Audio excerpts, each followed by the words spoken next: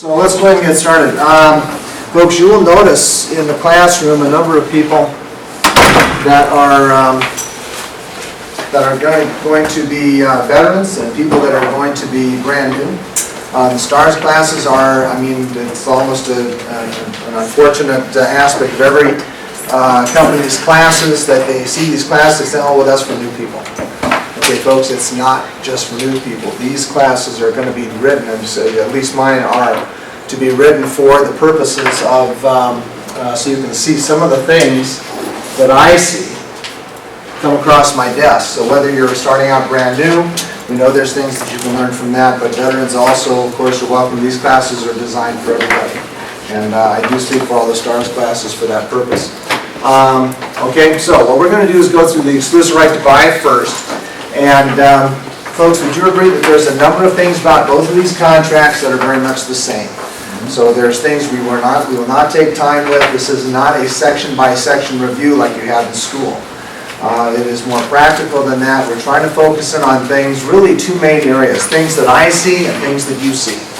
Okay, folks, I really have never stepped into a classroom that I know of where I was the smartest guy in the room and where I didn't have anything to learn or anything to learn from your experience.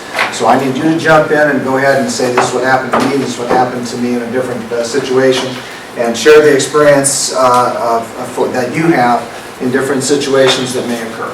Okay, so keep in mind that I'm certainly not the only person that you can be learning from in the classroom today. Okay, so first of all, okay, here we go. So I'm going to adjust the what you're seeing on the screen with my mouse here. I was trying to use my clicker and the pointer, but I didn't have that. So anyway, first of all, okay, folks, so we're going to jump around a bit. Okay, we're not going to just go through section by section. First of all, multiple person firm. One of the things that I see not done very often is, oh, did you not have that? No, thanks. There's extras here. Like a cell. I don't know if I have it. Oh, there you go. Good. Thank you. Thanks. Okay, do you have an ABA disclosure?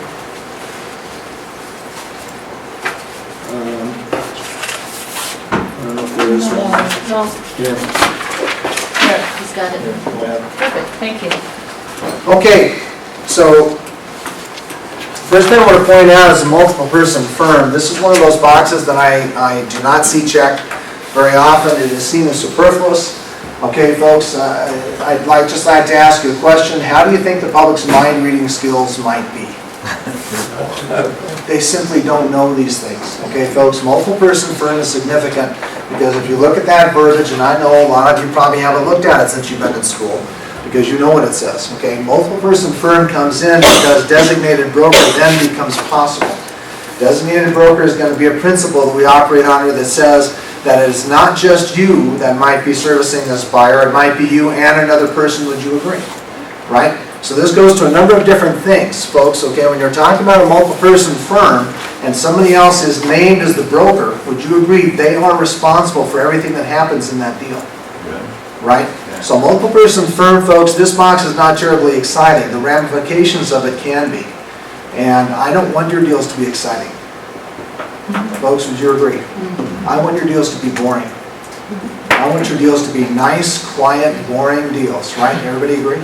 Because often when we get excited, that means somebody's in trouble and somebody's going to have a problem. That's what I do here.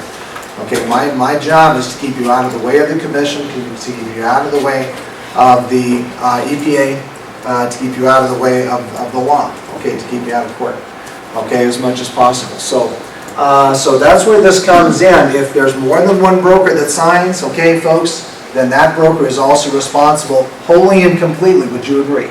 That's what we call imputed knowledge. If anybody else, if any other broker is signing as a co-signer, that's fine. That's not a problem. But they are responsible in real time to know everything that is happening in this deal, whether they really know it or not. It's called imputed knowledge, and that's a very dangerous thing. Everybody agree? Okay, it's dangerous. Okay, what's your name?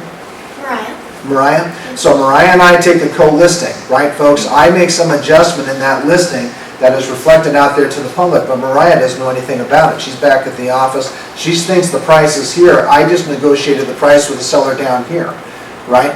Buyer comes along. Mariah says, well, this is what I know of the price. She quotes the price to the public as being at this level, and that buyer says, oh, Mariah, Oh, good grief, that seller crazy.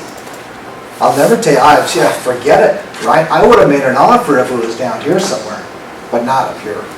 Nonsense, right? Folks, the seller finds out that we blew off a buyer at a higher price. Okay, what is the seller thinking? What are you doing? How could you do this? We negotiated the price down. Why are you misquoting my price? Right? So folks, that's where a multiple person firm becomes an interesting aspect of the contract. All right? So make sure, number one, that this box is punched. It is not superfluous. It is not nonsense. It is for real. Right? And then if anybody else is signing on as a co-signer, folks, that they understand they're taking responsibility in real time for that deal. Okay? And by the way, folks, I don't know your questions. You do. So jump in with your questions. Okay? Get your hand in the air and ask them. Okay? Okay, so then, come on down here, property. Property means real estate substantially mean following, in other words, I'm just getting these highlighted portions. And folks, if you want to put stars next to these portions that I'm talking about, okay, just write a star next to it. Or if you want to underline it, if you have a highlighter, you can highlight it. Okay, these portions that I'm talking about, these are areas of concern or areas that I see that come up, okay? So property, and I went ahead and just gave you a general note, says general description okay. Too often, folks, what I see here is NA. Okay? What I see in this section, and I wish I had, I'm sorry I don't have my pointer, I wish I did. But what I see here too often is NA. And what NA means, folks, is that there is no description of the property that you're trying to find for the buyer. You're not trying to find them a property, and what other point do you have this contract for? Okay, folks, in other words, let me just ask it to you this way. Would you list a property and then put in there for the property description, the legal description, the street address, would you really put in there NA? I don't think so. I think that you would go ahead and put in the legal description, right? So would you agree? This is the very same thing. Just because you're looking for a buyer doesn't mean you don't have to describe the property. Now, can you be general? Absolutely. Okay, folks, but you gotta have something. You don't just put in NA.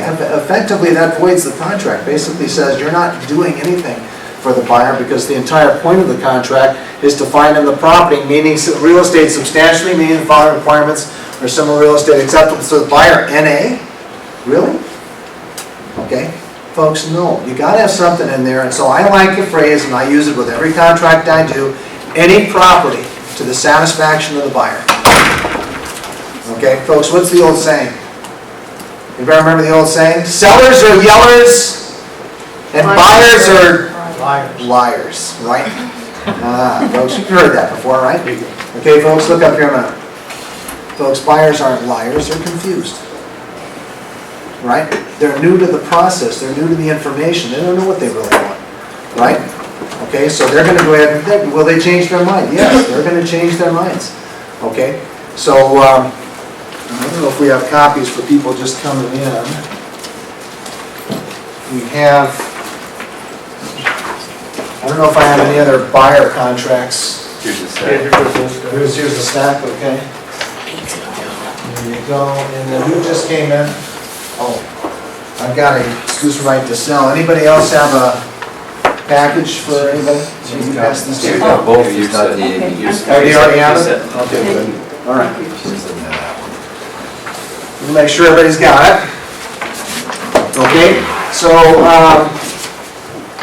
at any rate, folks, that's what we're looking for that. At least have some description in there. Any property to the buyer's satisfaction, that's fine. Okay, buyers are liars. Well, folks, buyers just change their minds, right? Okay, so at any rate. Okay, listing period, folks. I highlighted this because this is another area. Whoops. This is another area that I see uncompleted. In other words, folks, we see listing period of this buyer listing contract begins on, and we see the very same thing with the seller listing contract, unfortunately. Okay, but folks, we do see this from time to time. Begins on, what is today? Today's the 11th, right? Okay, so begins on the 11th, right? And then it goes on, it says, continues through the earlier of completion of the purchase of the property, or the lease of the property, or NA. We see this too. Folks, we seem to really like NA, right? I'm not a big fan. NA does have some applications where it is necessary and appropriate, right? This is not one of them, right? Folks, would you agree? What do you say when you have in that second space NA? What are you telling the buyer, or the seller for that matter? Doesn't pertain. Right? You're saying, I own your listing. Your listing is mine, ad nauseum, forever. You can't list with anybody else. It's mine. Folks with a commission allow that. No, the commission will jump all over that, right? Okay? Folks, you can't do that. Buyer will get that in front of the commission and they'll say, Mr. and Mrs. Broker, you don't know what you're talking about. You don't know what you're doing in the promulgation of this business. So let's just take a look at all your files. And as some of you have heard me to say before, folks, I'm the keeper of those files. I don't want the commission looking at my files. I don't want the commission poking their nose in your business. I want them out of here. Everybody agree? Okay? So that's one good way to go ahead and have the commission say, well, since you don't know what you're doing, let's just go ahead and look at all your stuff, right? I have a question on the previous 3.4. Say you put in a description of, Arvada, Westminster, and then they end up buying in a different city. Technically speaking, everybody hear the question? Okay, you mentioned a city, right? Okay, and then they end up buying in another city. Folks, technically speaking, you really have to go back to this contract and do an amend extend with broker and adjust that, because that's not what they're buying now. Okay, buyers, in that sense, folks, buyers are liars, okay, or confused. Okay, so I like a general description, something that's got any property that buyer satisfaction. Folks, would you agree? And I can promise you that's what the buyer's going to buy anyway. They're going to buy whatever they want, right? So just go ahead and put it that way. Okay, so you don't have to technically go back and fix this, okay? Practically speaking, is that of any great effect? Folks, practically speaking, do we have contracts that say that the buyer has specific needs, that want to buy the specific contract, specific area, and they buy something else? Practically speaking, this is a very little effect. Legally speaking, it's a great effect. Okay, folks, we don't review for practical effect. Sam and I, okay, and Kathy, okay, we're the primary file auditors. We don't look at your files for practical effect. If we did, there's a lot of stuff we would just blow up. Okay, we don't look at it for practical effect. We look at it for commission review, right? What would the commission say if they were to look at this? What would the commission say if they were looking at that? Okay, so we audit files at a pretty high standard here if you measure it that way. Okay, so that's why some of these things. Okay, I'm gonna have brokers, folks. There's probably a week there's probably not a week that goes by that I don't have a discussion with a broker. It's like, you don't need that. Why, Dave? It's nonsense. You asking that stuff. You just must be on a power trip. Yeah, that's my deal, folks. Yeah, power. Yeah. Okay, folks. I ask you to do this stuff so that can keep you out of trouble. If it ever does get in front of the commission, they're going to say, hey, this is a good contract, right? Yeah, this broker knows what they're talking about. That's really the goal, okay? There's a big difference between the legal and the practical. Everybody agree? Mm-hmm. Okay, and that's the standard that you have to look at these contracts, I believe. Okay? So, any questions on any of this? Good question, thank you. Everybody okay? All right, so moving on then. So make sure you get Question. Here, is there a time frame that you think is reasonable, given? Folks, good question. Is there a reasonable time frame? No. There really isn't, right? Folks, would you agree? What's the reasonable time frame? Okay, it's set by what? It's set by what? The buyer. Set by the buyer, right? Everybody agree? Set by the market. Would you agree? Ultimately speaking, it's set by the buyer. I would agree with that. But folks, the buyer is going to also, and you, folks, don't forget, you're part of this contract. Do you have a right to say, this is how long I need? Mr. and Mrs. Seller, this is how long I need to get your house sold. Mr. and Mrs. Seller, you got to give me a chance to get your property sold. Mr. and Mrs. Buyer, right? We need it to be longer now. We can count on being shot down 3-4 times possibly. This is a very active, I need more time. I got to have more time to find you the property you're looking for. Okay? This is not going to be easy in an active market. Okay, now folks, we're coming into some months now that I think it might get a little bit easier, but not much. Okay, would you agree, folks? September, October, November, right? The mad, frenzied push for homes is going to slack off just a little, not a lot, because there's a lot of families, folks, adding to the demand that's already there. There's a lot of demand for folks, for people that are trying to find their kids' the houses for their kids to be in that school district, everybody agree? That's a huge part of the market. So if that is basically settled, and it's never ever completely settled, but if that is more or less settled, folks, would you agree that it's gonna slow down just a little bit, enough for buyers at least to see something, okay? They're gonna have to walk in with a ready-made offer to go ahead and sign right there on the kitchen counter to go ahead and submit it to the sellers right away, right? That's almost the pressure buyers are under right now, okay? So I think in the coming months, you're gonna find it where a buyer can, at least they can think about it for a moment, they can at least consider their options. But it doesn't ask for an end date. Yes, it does, right now. How long Okay. does it begins on? The completion of the purchase, the lease of property, Continues or through. And But continues it's through. or, so I didn't know what the or. the or is a hard date. Yeah. Oh, okay. Yep, yep. Now, folks, you could use MEC. I have seen that 3 months following MEC. What's MEC? You all know that, right? So the latest date upon which both parties have signed. Who are the parties here? You and the buyer, right? So the latest date upon which both parties have signed, if you want to put in there 3 months following MEC, that's fine with me. Has perfect effect, yeah. Okay, everybody else? Excellent, okay. So then, folks, go to the next portion I highlighted. Not to say that these other sections don't have issues or whatever, and we can talk about it, okay? But folks, there will be other classes that we'll talk about, for instance, agency and that kind of thing. Okay, so, but this is just focusing on certain things that I see and that you see. Okay, so 4312, talking about agency, talks about buyer agency unless. Are there any packages around that might have been passed out that we can get to one more person? Go ahead and grab a seat. I've got, she's going to just right to sell. Here, I Dave, don't- Dave, there's a sell and a buy here. Okay, good, right. And folks, if anybody comes in late, they need to share with somebody, they can share with somebody, that'll work. Okay, so buyer agency unless brokerage relationship with both. Folks, I highlight this and ask you to put a star next to this because this is going to be very important for the number of double-ended deals that Cherry Creek does. Cherry Creek does do, I mean, this is a big brokerage. Folks, there's a lot of brokers here, okay, we're between Inc., LLC, Paragon, right, which are all owned by Dino. Relo refers, that's kind of a different construct, okay, but property management folks, between all of those companies, we've got about 1,000 brokers here. And I don't supervise all of those, of course. I supervise the brokers from Inc. and LLC, I supervise you. Okay, but with 1,000 brokers, folks, as you can imagine, we line up as well as any company in Colorado for doing double-ended deals. Okay, so if we're doing double-ended deals, right, folks, this is something that you might want to consider, right? If you do not have this box punched in your listing agreement, the buyer has not given you permission to change hats. Folks, everybody agree? That's what you're doing? Okay, you start out as a buyer agent, okay, but then when you're going to go ahead and become a transaction broker, it is unlikely, folks, even in a firm our size, it is not terribly likely that you're actually going to sell your own listing, right? Okay, so if you have a double-ended deal, that's what's going to end up happening.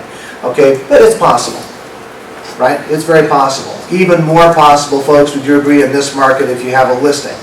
Buyer comes along unrepresented, right? So this is kind of the same thing in the seller listing contract. Seller listing contract is going to say seller agency unless, right? Seller agency unless broker, and it really basically says the same thing. It says, Mr. and Mrs. Broker, you are an agent, right? Everybody agree? Mm-hmm. You're an agent of the buyer, agent of the seller, unless what? Well, unless the buyer comes along unrepresented, or unless you find this buyer, okay, one of your own listings. Right now, folks, now you have this impossible situation, or it would be without this, right? You have an agency with a seller, agency with a buyer, and folks, of course, as you all know, we don't do dual agency in Colorado, right? You are absolutely, perfectly, and completely working for both, and if you're working for both, okay, then if you're working for both, then work with both. Right? And that's what you're doing with transaction broker. Can't do it unless this box is punched. So from time to time, we do detect double-ended deals that don't have this box punched, and that's not consistent with what the contract says. That says then that you're being an agent on one side and a transaction broker on the other. Folks, can you do that? Please explain to me how you're supposed to be an agent and advocate for one side and neutral to the other? in the same time, in the same transaction? Huh? I'm sorry, I don't get it, okay? Don't you have to do a change of status then with that? You'd also have to have a change of status form, right? Folks, everybody familiar with that? Is that what you were gonna ask too? No, I was Oh. gonna ask if there any reason at all not to. Automatically. Is there any reason at all not to do that, folks? What do you think? Good question. So first of all, change of status, absolutely, everybody agree? There's a separate change of status form, officially putting into writing, by the way, both the buyer and the seller sign the form, everybody agree? Go, folks, go like this. Both the buyer and the seller sign the form, saying, yes, Dave, I now recognize you as a transaction broker in this deal because of this unlikely event that the buyer came along unrepresented, or that you found the buyer your own listing and they wanted to buy it. Okay, so change of status form first, but then, and I'm sorry, what? Amanda, you just asked. Is there any reason not to check that? Is there any reason not to check the box, folks? What would be the reason that you would not check that box? What do you think? The client says, I refuse. I do not want you to be an agent for, or transaction broker. I want you to be an agent for me, right? Okay, I trust you, Dave. I think that you're good as an agent, but I don't want you as anything else, right? Sellers say the same thing. Seller says, I don't want you as a transaction broker. I want you as an agent, right? Folks, if that's the case, now can you still double end the deal? Well, Yes. some of you are saying no. Can you double end it? Yeah, you can double end it to doing what? Treat them as a customer. Treat them as a customer. Folks, it's still a double-ended deal, right? Okay, you're just gonna go ahead and treat them not as a transaction broker like this says, you're gonna treat them as a customer, and oh, what do you know, they've got a piece of paper for that. Folks, guess what? The Real Estate Commission really has a piece of paper for almost everything that you read, right? Okay, and I call a piece of paper, folks, I'm not saying that they are worthless, they're worth very much. Okay, I spent 13 years teaching this to pre-licensed brokers. Okay, so the piece of paper you're gonna use now, folks, anybody know? Anybody know what the title is? I don't blame you if you don't. Okay, but anybody know what the title would be? If the buyer's gonna be a customer and you have to disclose to them that you're a seller's agent and you will not be anything else, what would you use? Anybody remember the title of that? Definition. The disclosure. It's not the definitions, and that's part of the reason that I asked that. And by the way, I don't blame you. Folks, I don't blame you a bit. There's a lot of brokers that are under the supposition that this is the definitions of brokerage relationships forms. Folks, right, look up here. This is not a disclosure. The definitions of working relationships, that's the actual title. Definitions of working relationship, that's not a disclosure form. It's not. I know we use it that way, but that's not a disclosure form. Okay, that form is to be used only to have the discussion, right? So, and then what does the commission say you have to use that form? When you are informing somebody, okay, let's say like a seller, right? So I'm listing a seller's house and I'm talking about agency and so forth. We get to this portion of the seller listing or buyer listing, either way, right? And the buyer says, or seller says, Dave, look, I'm happy to list with you as an agent. I have no problem with that, but I talked to this guy at work. He said there's this transaction agent thing. Transaction, what is that? Yeah, folks, would you agree at that point you have to stop them, right? And you have to say, Mr. and Mrs. Seller, Mr. and Mrs. Buyer. Okay, that's called transaction broker, but this is what it means, right? If somebody inquires about a relationship you do not offer, you have to give them this definitions form and say this is what it means, right? Now, at that point, folks, can you use the formal disclosure? Absolutely, right? But it's not the definitions form. It's called brokerage disclosure to buyer or tenant. Right? It's a dedicated form for disclosure, right? So folks, we recommend that you have the definitions in every file that you do because that says that to the commission that you at least made this available to the public. But to formally disclose to a buyer that's a customer, right folks, it's not the definitions page at that point. Then you have to use the brokerage disclosure to buyer or tenant.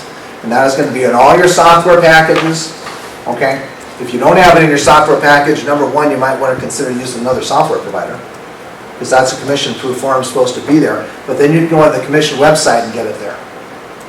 Brokerage disclosure to buyer or tenant. Okay, folks, the seller version of that, supposing you're a buyer agent, right, and the buyer says, no, I do not want you to be a transaction broker, and it's possible, folks, not generally, it doesn't happen a lot, but it's possible, right? And so the buyer says, I want you to be an agent, only an agent, forever and always, all throughout my deal. I don't want you to be anything else. That's where you, and if you find a seller for sale by owner, let's say, everybody agree? Go like this. Folks, would you agree? Now the seller is the customer, would you agree? And you'd have to do the very same thing. You'd have to go to the seller and say, Mr. and Mrs. Seller, please understand, right? You see that person in the car? That's my buyer, and I'm their agent. Okay? And folks, give them the disclosure. Would you agree? Critically important. You don't give that disclosure, and folks, that seller can say, I was taken advantage of. You never told me you were an agent. You supposed that I knew, but I'm not psychic. I don't know. Right? And you never disclosed. Folks, okay, that could cost you your license. Okay, the one case that I saw where the guy lost his license, there were other egregious factors that the guy had done. He was also involved in some fraudulent activity and so forth, and that's part of the reason he lost his license. Okay, folks, if it's just a matter of non-disclosure, you're looking at possibly 6 weeks. Anybody want to be out of business for 6 weeks? So you mean that the first time you meet them, you need to show them the brokerage disclosure? You'd have to give them that disclosure at the time that you enter into that arrangement. Okay, with the seller or the buyer. Right, folks, remember E35? And I know this is all school stuff, right? But E35, right, and you should you should all know that. Before you know the buyers or sellers in that situation, needs, motivations, financial qualifications. That's those words that you learn in school. Needs, motivations, financial qualifications. You have to disclose to them, right, Mr. and Mrs. Seller in this case. Right, everybody agree? In this case, Mr. and Mrs. Seller, you're talking to the buyer right now. Be careful what you say. Be careful what you tell me, right? Because I am duty bound to march right back to the buyer and tell them everything that you've said to me. Okay? Even if it harms you. Right? So folks, once you've disclosed, if the seller shoots their mouth off about their needs, motivations, financial qualifications, and use that against them, folks, would you agree you're okay now? Go like this. Right? Folks, I'm not kidding. Right? If you make proper disclosure and the seller shoots their mouth off about their stuff anyway, hey, you've disclosed to them. Right? You are duty bound by your agency. You have no choice. You have to go right back to the buyer and say, Mr. and Mrs. Buyer, seller said they're going through a divorce. They're desperate. They've got to get out. I'm your agent. I have to give you that information. You can take advantage of that to enhance your offer. Everybody agree?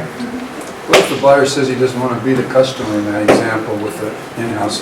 Okay, so now you're the lister of the property and the buyer does not want to be a customer. Folks, now what do you do? Okay, so the seller doesn't allow you to be a transaction broker. Unlikely, folks, I agree, this is unlikely. Okay, but that doesn't allow you to do, and the buyer says, well, wait a minute, I want to be a customer, then I'm representing myself, and I'm not qualified to do that. I don't know what I'm doing in this business, folks. What do you have to do? You just said referral. Everybody agree? Folks, there's only one other thing you can do. The buyer doesn't want to do that. You, of course, have to let the buyer know, or the seller, right? Or the seller, Mr. and Mrs. Seller, Mr. and Mrs. Buyer, you do have the opportunity to be represented, right? Now, if you want to use somebody from my firm, I can refer you to somebody. They would have a separate relationship with you. They would share nothing with you because they have a relationship with you, agency, right? And you can do that. If it's an in-house listing, though, it's okay? Absolutely. All right, so If it's an in-house listing, right? So in other words, folks, would you agree we could have one broker, right? We could have one broker that is the agent for the buyer within Cherry Creek, one broker that is an agent for the seller within Cherry Creek, and that would be fine. Why? Because designated broker says so. Okay? This is all part of designated broker. Folks, would you agree? So I'm sorry, I remember you, but what's your name? Don? John. John, right, okay. So John is the lister, agent for the seller, right? And then, I'm sorry, sir. Bruce. Bruce, okay. So Bruce is the agent for the buyer. Okay, Bruce Mo? Right. Bruce Riley, Right. I'm sorry, okay, forgive me. Okay, so John and Bruce, right?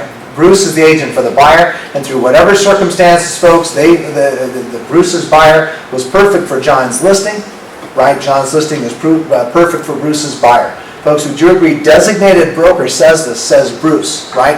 As a managing broker of the company, right? Whether it's Dino by name or me by name, as LLC or Inc. I designate you to be the agent for that buyer. You good? Mm-hmm. Okay, great. John, just stay right there, right? John, I designate you to be the agent of the seller in this transaction. Are you okay with that? Great, okay, go at it. Put a deal together. Or not, right? But folks, designated broker individualizes you within the firm, right? Because otherwise, would you agree it would all be dual agency? That was the interpretation at the time, folks, back in the 90s, and some of you were here in the 90s. and saw the interpretation of the time was, Dave, you can't do that, right? Lawyers came up with this mostly. They said, no, this is dual agency. Dave, you own both those listings, right? And the commission came back, basically, the commission and the court came back and said, well, Dave owns those listings for purposes of supervision, right? He is not actively participating in those listings. That's why we have the brokers here, right? Okay, anybody else? So if you have 4.3.1.2 checked, and you need to change your status, the relationship from agency to Transaction broker. transaction, you need to fill out. You have to have the change of status Status form form. at that time, Okay. right? Okay, change of status form. Okay, so, stop me with any questions. I have Okay. one question. Yeah. So if you are changing over to a transaction broker and you have this information as a designated broker, isn't that slightly a conflict of interest because you know about the motivations and so forth? So now Okay, I'm sorry, say that again. if you're changing over to be a transaction broker, but you already have this information on, let's say, the seller. So you've been a seller's agent, So you know the And now motivations. you're gonna you be a know about- transaction You know broker. about their situation, and now Right. you're gonna start working on the other end folks. too. Okay, so That's true. everybody get the scenario? Scenario is you've been a seller's agent, now you're gonna be a transaction broker, you get proper disclosure, change of status, everybody agree? Right. Everything is all done properly, right? Is that a conflict of interest? Tell me what you think. No, why not? Because you have to be, Keep it become neutral. confidential. Ah, your duties now changed, right? Right. Oh, I know, practically speaking, you're probably right. But, Practically yeah, I'm speaking, just you're saying. wrestling with yourself, gee, should I say this? Should I not say that? Should I reveal this? Should I not reveal that? Folks, generally speaking, right, if you're not talking about material facts and that the seller did not authorize it, you don't disclose that, right? This goes to the seller's motivations, needs, financial qualifications. You don't get to talk about stuff like that anymore, right? Okay, folks, would you agree? Transaction broker, you're basically a glorified messenger boy, a glorified messenger girl, right? Somebody else said, Yeah, Dave, when I had one of those, I think, I don't know, it was you or someone told me, who'd been around, you lead every question with, how would you like to handle this, Mr. and Mrs. you mean a question that comes from, either side? you didn't hear that from me, not that I necessarily disagree with it. Because now you're neutral party, so you. So a buyer comes to you and asks you a question, in other words, if you're the transaction broker, folks, follow this. You're the transaction broker, I'm the buyer, I come to you and say, why is the seller really selling this house? Can you just go ahead and enlighten me? Using that verbiage, what would you do? You'd go back to the seller and say, how do you want to handle this? Is that what you're saying? Yeah, pretty much. Okay, yeah, I wouldn't disagree with that. You go back to the seller and say, Mr. and Mrs. Seller, this is the question that they asked me. What do you want to do? What do you authorize me to bring back to the buyer? I don't disagree with that. I think that's probably fine. Yeah. You're giving the seller the option to go ahead and tell you what it is they want to reveal to the buyer. Right, folks? The danger of that, of course, okay, is for the broker to jump in and say, oh, they're going through a divorce. Or, they've got some real bad financial problems. They've had some pretty bad investments come up in this stock market. They gotta sell. Folks, you don't get to talk about that stuff, right? Okay? Anybody else? Well, just to make sure, if that box is not checked, then a change of status cannot switch you to a You transaction cannot broker. switch from an agency to transaction So broker. you're stuck as You would an either agent. be an agent and stay an agent, or you would have already been a transaction broker. You would have punched that on the first box. Okay. In which that would be irrelevant. Okay, Okay? got it. All right. Okay, so folks, I do want to point this out, brokerage duties, and I didn't highlight it, but I just want to point something out real quick. Okay, so brokerage duties, folks, these are your minimum duties. And I point these out both for the buyer and the seller. It mostly comes up during listings. Okay, we've all seen them. You've probably all seen these different arrangements where the broker will go ahead and advertise, I will get your house in the MLS for $999. I will get your house in the MLS for $500, right? Right, folks, look up here a minute. You notice the broker says right after that, I will do nothing, of course. I'll get your house in the MLS, but then this is me. I'm on. I will do nothing. I will field no phone calls. I will take no forms. I will not transmit communications. I will not advise you. I will not, to open house, I will not do anything. I'll just put you in the, I'll just put you in the MLS, right? Folks, you've probably all seen this, right? If you've been in the business for a while, you've certainly seen it, okay? To the point where the commission would step in and say, no, Mr. and Mrs. Broker, right? This is called a minimum service listing, right, folks? Everybody heard that? A minimum service listing, okay? That's some broker gets the wise idea to go ahead and say, I'll take some flat fee, put it in the MLS, and then you're on your own, Mr. and Mrs. Seller. I'm not going to do anything. Folks, commission says that's fine. You can do that as long as you follow section 5, right? These are your minimum duties, right? If you take an entry-only listing or a minimum service listing, right, commission says no problem, as long as you follow section 5. Section 5 has to be followed. These are your minimum duties. You are not allowed to do anything less than this, right? Now, this is the version for the buyer, but okay, so we'll see it for the seller. And when you see it in your seller listing contract, keep it in mind, you do not get to, the Cherry Creek absolutely will not allow it because the real estate commission doesn't allow it, right? If I catch wind of any brokers that are saying minimum duties, minimum service, and then they say, I'll just take your listing, I'll put it in the MLS, and then I'll disappear, Mr. and Mrs. Seller, you can deal with this on your own, right? Okay, folks, if you refuse to comply with the rules here, then I'll say we've got to have a discussion, and that may end with you going someplace else. I can't have it. Okay, that's something that'll get the commission's attention real quick. Okay. So at any rate, just a quick mention there. All right, so folks, read those minimum duties is something that can help you. Okay, so section 5.7 before we move on. Okay, folks, I can't scroll this up anymore, so hope you can see it.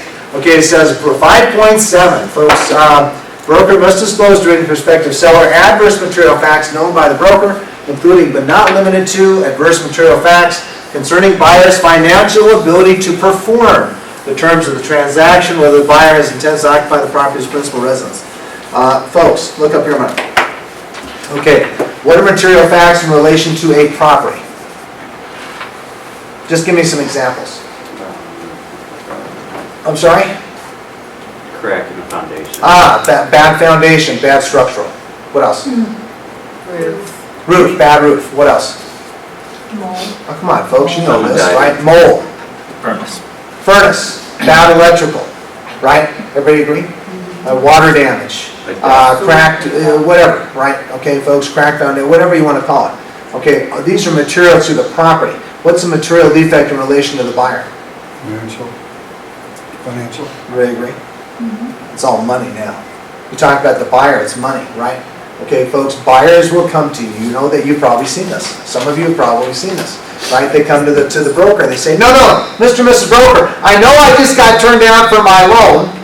I know the lender says you can't lend to me and so forth. I'm not going to be able to complete the deal, and I'm in the middle of I'm under contract and contract to buy and sell. Keep it quiet. Shh. Don't tell the seller. It'll be okay. I'll get other financing. Folks, would you agree? Right? What is your duty to do after the buyer tells you? They gave you this instruction, right? They gave you this instruction not to say anything to the seller because they can't get their loan. What do? You've told me not to tell the seller, okay? Right? Okay, hold on just a second. Get out your cell phone, call the listing broker and say, Mr. and Mrs. Listing Broker, got something to tell you, right? Folks, would you agree? This is as much of a material fact, right, in relation to the seller. In other words, let me put it this way. Okay, would you agree that the instant a seller realizes there's a material fact about that property, they have to tell the buyer? Everybody agree? Right? Is it any different than the buyer to the seller? Folks, it's no different. The instant you know the buyer cannot qualify for that deal, okay, and I've been hearing about these. Okay, I get these phone calls from brokers saying, well, yeah, I told the seller 3 weeks later. Oh my goodness. Folks, you don't get to do that. You don't hold on to this information. At the instant you know the buyer does not qualify, you have to let the seller know. Right? It's no different than bad electrical or bad furnace or bad roof or bad plumbing or bad whatever that the seller had to know to the buyer. Folks, you would be enraged. Right? You would be outraged if the seller hid some sort of material fact about the home. Is it any different for the buyer? I don't think it is. So do keep it in mind, right? Okay, Section 7, folks, I like section 7 now. Right? This is your compensation section. We like section 7. Well, folks, for the exclusive right to buy, it is different than the exclusive right to sell, and for obvious reasons. Okay, folks, this is where the buyer is promising you that you will get paid a certain amount. And folks, I like this section now. I didn't like it in the past. Okay, last year in 2013, and we'll give you a break here in just a little bit. Okay, last year and in the past, folks, and I understand why the Forms Committee did it. Okay, folks, my boss over at Armbrust is Patrick Armbrust. He's a member of the Forms Committee. He has a heavy hand in writing the forms that you are using. Okay, and this is one of the modifications that they made. And it's not, of course, it's not just Patrick. There's 6, folks, everybody agree? There's 6 brokers and 6 attorneys on the Forms Committee, right? Anybody want to go to those meetings? Can you imagine? Right? Debating all these aspects of the contract, okay, with some very brilliant minds that know the contract very, very well and know the ramifications of what they're going to put in it, right? Those can be some long, tedious meetings. Okay, but folks, this is where they came up with a modification. The contract last year had molded together what you're going to be paid with who was going to pay you. Very confusing. If you look at 7.2 last year, not this year, but last year's contract, folks, there was the amount, right, and it also said buyer will pay. Okay, folks, and if any of you remember that. 7.2, you say buyer will pay, and then they have the amounts, and then they qualify that buyer will pay with another portion of the contract. Very confusing, right? Folks, this has been simplified, right? That version was streamlined, but confusing, okay? Folks, this is not as streamlined, but it's a lot more simple, okay? What they're saying is with 711, this is your success fee, separate, totally separate from everything else. Everybody agree? Okay? So folks, this is totally separate from everything else. You can go ahead and put your fee in here, but then you get to the next portion, okay?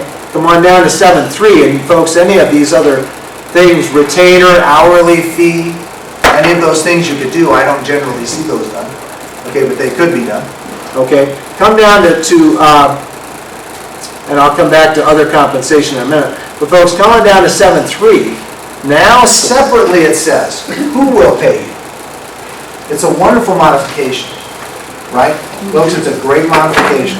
It separates out what you will be paid from who is going to pay you. Okay? Now, folks, look up here a minute. Which of these boxes do you think is generally punched? 731. 731, brokerage for listing firm or seller may pay, buyers obligated to pay? Or 7.3. 733, folks, even more often, right? Folks, buyers say, I don't want to pay you. Okay? And we'll get back to some of these other aspects in a minute, but folks, look at 731. This is how the contract used to be in the 90s, folks, in the 90s, in the early 2000s. This is how the contract was written. It was in the body of the form, right? Look up here a minute. It said, Mr. and Mrs. Buyer, you will pay. You're going to pay my fee. You're on the hook for all of it, right? Now, Mr. and Mrs. Buyer, you being the safety net, if you want to authorize me, folks, everybody agree, 731? If you want to authorize me to go ahead and get my fee from somebody else, no problem. I don't care where I get paid as long as I get paid. So most often I will go to the resale, right? Get it from the seller, from the listing broker. Okay, I get it from the seller in a new bill. Everybody agree? Mm-hmm. Right? Doesn't bother me where I get my money from as long as I get my money. Okay? And then Mr. and Mrs. Buyer, you will go ahead and be the safety net for anything, okay, that is not included in that, right? Okay, for instance, folks, if in this contract you said you're going to get paid 3%, right? And it just so happened, and we're seeing this, right, that the listing broker said, well, I'll pay you 2.5, put in the MLS. I promised in the MLS you would get 2.5%. Buyer said in this contract you would get paid 3%, and 731 is punched, right? Folks, who's going to pay that other 0.5%? The buyer's going to pay. That's what they're saying, right? Okay, but it's not too difficult for a buyer to go to the commission and say, wait a minute, I didn't know that. I wasn't paying attention. The broker didn't make it plain to me, blah, blah, blah, blah, blah, right? All the excuses the buyers come up with, okay? Yeah, so don't let them get away with that, folks. Go ahead and explain this contract to them. If you punch 731, and folks, basically would you agree with what you're saying? Okay, if that's the case, what you're saying is, Mr. and Mrs. Buyer, I'm worth it, right? This is what I call the preference by L'Oreal justification. I really am, right? Mr. and Mrs. Buyer, I'm not good, right? You should be my safety net. I am good enough to go ahead and get this 3%. Okay, now folks, you don't necessarily come out with that. You demonstrate it to buyers, of course. You have to be tactful. Of course, you always have to be diplomatic and professional and then so forth. But basically, that's the message, right? Okay. Now, the buyer may say, nah. I know you're good. I'm glad you're good. I'm not going to pay you, right? So folks, that's where you're going to punch 733. And as you can imagine, folks, and I'm sure there's no debate on this, what is the box of these three that is most often not punched? The middle one. Buyer will pay. The buyer said, I'm not going to pay it. Right. Okay. So at any rate, okay, folks, it's a very simplifying way to do this, okay? Now, a couple of other things before we move on, and we'll get, like I said, we got a break in just a minute. Okay, other compensation. Do keep in mind, folks, that is there for a reason. Okay, it is not unusual. We see this all the time, and it's perfectly fine to go ahead and have your transaction fee covered by your buyer. It's covered by your seller, right, folks? Put it here, though. Commission says if you want to do this, it's not a problem, but you got to put it in the compensation section. We are afraid that the seller, the public will be taken advantage of to their detriment if you do not put it in the compensation section. For that reason, folks, they don't want it in additional provisions. I don't get it. I will never understand the problem. They say they expressly, folks, do not want to have your transaction fee, right, in additional provisions. I will never understand the logic. If it's in additional provisions or here, what the heck difference does it make, right? Well, that's what the commission said. Folks, if you have the buyer cover your transaction fee, and of course that's very present here at Cherry Creek. Okay, some companies are like, what? We don't have a transaction fee, right? But folks, any other compensation that there may be on top of the commission you're going to be getting anyway, commission says, fine, no problem. Okay, there was a Supreme Court case, and I forget, it was somebody versus Quicken Loans. Folks, Quicken Loans was charging their commissions and then fees on top of that, right? And so the CFPB, the Consumer Financial Protection Bureau, came back again, Quicken Loans says, no, you can't do that, right? You can only charge your commission. If you want to wrap these fees into your commission and charge just one number, fine. But you can't charge the fees and the commission. And the Supreme Court folks basically said that's nonsense. You can charge it as long as you disclose it, right? Okay, and as long as those fees do not go to a third party. Folks, those, by the way, that's very important. No kickbacks, would you agree? You cannot accept or give kickbacks. So if you have a transaction fee or other compensation from the buyer, and you're using that to funnel money through you to somebody else, okay, folks, the law has another term for that, right? It's called a kickback, right? And if you have given it or if you have accepted something like that, now you'd be in violation of this one. Okay, everybody agree? All right. So other compensation, folks, as long as that money goes to you, then you're fine. Okay, but put it here. A question on 7111, a fee equals to, say, 2.8%, Okay. but not less than a dollar amount. We do not know how much the. But not less than, okay, you can put a minimum. Right, folks, everybody hear the question? Right? It says you could put in for instance, if I was going to put it here, I would say 2.8 or 2.5 or 3% or folks, whatever it is you negotiate, right? And then, right, come here and say, yeah, but not less than Mr. and Mrs. Buyer, right? I don't know if you can read that. Yeah. But folks, that says $5,000. Would you agree? Okay, so if that 2.8 turns out to be less than $5 grand, what's the buyer going to assure that I get paid? $5 grand, right? And then it's going to go to the boxes that you punch as to who's going to pay you, right? So folks, I think your next question, just correct me if I'm wrong, your next question is going to be, well now wait a minute, Dave, what if it says buyer will not pay, which most of these do, right? And there's some portion that the seller says they will not pay, or the lister says they will not pay. Now what? Folks, I'll throw it out to you. What do you think? Just tell me which, folks, don't look for the yearbook answer. Just tell me which. You don't get paid. The difference. Okay, say that again. You don't get paid the difference. You're probably not, you folks, you got a decision to make now, right? Are you going to amend your contract to say, okay, fine, I will work for less, I guess. I don't like that, but maybe I will have no choice. right? Okay, No, my question is, you do not know how much the property. so that wasn't your question? No. Dang it, that was such a good lead-in too. Go ahead and ask. But what if the house they bought is less than $100,000 and the commission won't be? Well, then they shouldn't have agreed to this, Oh, right? Yeah, then they should have said, well, wait a minute, what's this, how much is this gonna be? Right? Okay, folks, if it's a very low-end deal, okay, and I'm sorry, your name, I've met you before, but Mary. Mary.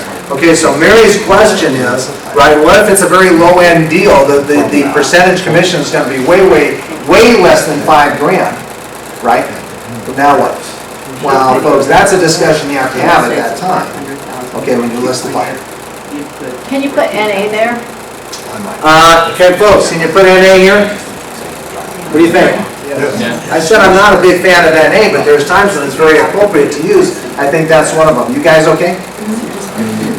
Not able to. Folks? Are you all right? On the Okay. writable PDF form, you are not able to write NA on that. You have to put a number. On a writable PDF? PDF, yeah. Folks, this is a From PDF. From Dora, yeah. Try if you would take NA. Well, I copied this to my hard drive, so, Because I tried NA. yeah, I don't know what to tell you about that. I've done this on the commission website I before. think it's not there. Oh, really? It's only a number. Oh, yeah, because that's meant for a number. So you can put a dollar. Yeah, so you'd have to print it out and write it in, or Or zero. You put a cannot- dollar. Zero, you could put zero, I guess. Yeah. Not less than 0. You could say zero, yeah. Yep, you're right, I didn't think of that, but you're right. Yeah, let's go. Okay, folks, let's go ahead and go, is there any other questions on section 7? Right, oh, one other thing, folks, okay? One other thing before we go on. There's one thing that I constantly see, and maybe they won't let me do this either, but we see this all the time. We either see it blank, or we see, yeah, won't let me put in NA there either. Yeah. But folks, too often we see NA, right? Folks, you understand what you just did? I'm working for free.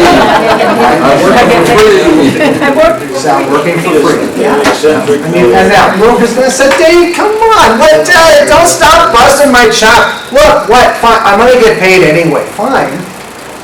Okay, folks, practically speaking, you probably will. But you only, Hold on a minute, you probably will get paid, right, later on, out of the proceeds of the transaction, because they promised something, but folks, what if your buyers violate the contract? There's nothing in force. There's nothing in force now. The buyers violate the contract, okay, folks, we had one of our deals, big producer too. Folks, she spent weeks and weeks and weeks with this buyer. Finally got him a new build, right? 10 days before closing, the guy gets a job transfer down to Texas. He says, I'm walking away from the deal, sorry, right? I know I'm gonna lose my earnest money, okay? And she said, you're gonna lose a lot more than that. You promised me that you were gonna pay, right? Folks, they put in the amount, the 2.8, okay? And they came down here, and what box was punched but 731? Right? Folks, I don't know if she's successfully sued him yet, but she's in the process, and she's gonna win. The broker's going to win, but not if there's nothing to enforce. If there's no number in there, forget it. Folks, there's nothing to enforce now. The buyer says, I owe you nothing? Okay, I'll pay that. even if it's not closed. Even if it's not closed, right? Folks, that's not the point. Folks, would you agree that the basis on which you are earning your commission, right, is not the closing? Everybody agree? Right. You earn, in this contract, now it's different with a seller listing contract, same principle, but it's a different scenario. Okay, with this contract, you earn your commission when what? When you find a home for the buyer, right? That the buyer is ready, willing, and able to buy. Okay, on the seller side, it's the same thing, but you're looking for a ready, willing, and able buyer. Right, folks? Just a quick story, and then I'll let you go. Okay, on a little break. Okay, Betty Armbrust. Anybody know Betty Armbrust? Okay, folks, for those of you who don't know Betty Armbrust, okay, to describe her as a legend in the real estate businesses, I don't think is saying too much. Okay, she spent decades on the forms committee. She's really done nothing with her life. She's retired now. But she got her license in 1957. She opened up her first school in 1963. Okay, she sold out of that school and opened her next school in 1967, all with a curriculum that she made herself based on the commission statutes and based on the Real Estate Commission manual. Okay, and then I went to her school in 1989, I got my license in 1989, it's called Real Estate Prep. Okay, folks, regularly called upon by the Supreme Court to offer them guidance on the matters of real estate, though she's not an attorney, and regularly called upon by courts for private cases as an expert witness. Okay, so this is, when I talk about Betty, that's what I'm talking about. Okay, Betty had a deal once where she had, this was before the internet and so forth, it was in Old South Denver, right? Young guy came along, it was a quintessential little old lady selling the property, right? Guy came along and said, Betty, it's perfect. Absolutely perfect, right? Don't, and some of you have heard this story before, don't even approach the seller with anything less. Write the offer up completely to the seller's wishes, right? I don't even want to haggle. It's just for its location, price, everything is perfect. Folks, Betty sat down in the kitchen with the buyer and wrote up the offer right there. She was an agent of the seller. She gave disclosure, of course. Right? And she went ahead and presented this to the seller later on that day. Folks, the seller said, what did the seller say? The seller said, I can't do it. Betty, now that I think of it, I can't do it. Okay, I keep seeing Bobby and Janie in the corner from when they were little, playing with their toys. The grandkids still come over at Easter time and call me Nana. I can't do it. There's too many memories. Betty, when the time comes for me to sell my property, I promise I'll talk to you. I promise I'll go ahead and give you the business. What did Betty say? She said, no problem. I will get rid of this buyer. Don't sign the contract, don't sign the offer. I'll get rid of this buyer. Okay? Here's my card. Here's my address. Here's where you can send my commission check. No, we didn't close, right? Folks, Betty appropriately said, no, I did my job. I found a buyer ready, willing, and able to buy your property exactly upon your terms. Folks, it would be the same thing here. It's not based on your closing. Oh, you get paid at closing. You earn your commission when the house is found. Everybody agree? Yeah. Okay. Now, to enforce that might be more difficult. You're talking about possible court action, and that's not fun. But folks, that's what the contract says. Okay? One more, and then we go to break. What if you show your client many homes for weeks, Yeah. and then he decided, I'm not going to buy a house anymore? You would have to demonstrate. Did you ever hear the question? What if you sold your client, your buyer, homes for weeks and they decide not to buy anything? You would have to go ahead and demonstrate that exactly to the terms of the buyer, right? That you had found that home. Not easy to enforce. I'm not saying it's easy to enforce. I'm saying that's what the contract says. That's a friend of mine in Illinois who sells real estate, same way. Buyer's agent, showed him houses. All of a sudden the buyer kind of disappears, right? Finds out, checking in with the guy, he's like, I bought a house. What was one of the houses he had shown? That's the holdover period. Yeah. Now you're getting into the No, but holdover. the contract wasn't expired yet either. Yeah, folks, it's the same thing here. You're talking about the holdover period, and that does have something to do with it. And it's another good point. Okay, before I let you go, folks, it's 12:35, so. Okay, but holdover period, okay, and also for the seller listing contract. Holdover period is going to say, Mr. and Mrs. Buyer, you buy another property that I showed you, right? You just took money out of my pocket. You just took food out of my kids' mouths, and I take that personally. So I'm going to pursue you for this, but not if there's nothing to pursue. Not if there's nothing in the contract. Then the buyer say, hey, I'll pay you nothing, no problem. Right? Folks, go ahead and take a little break, say 5 minutes or so, and then we'll continue. Everybody?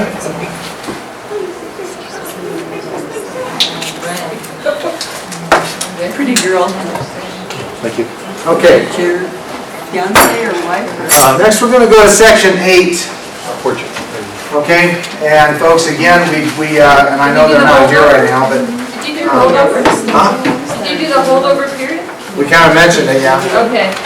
Right? Folks, holdover period, make sure that you know and that you remember, holdover period will be of very little effect if there's nothing in section 7. So, that's up to you. You don't want to put anything in section 7.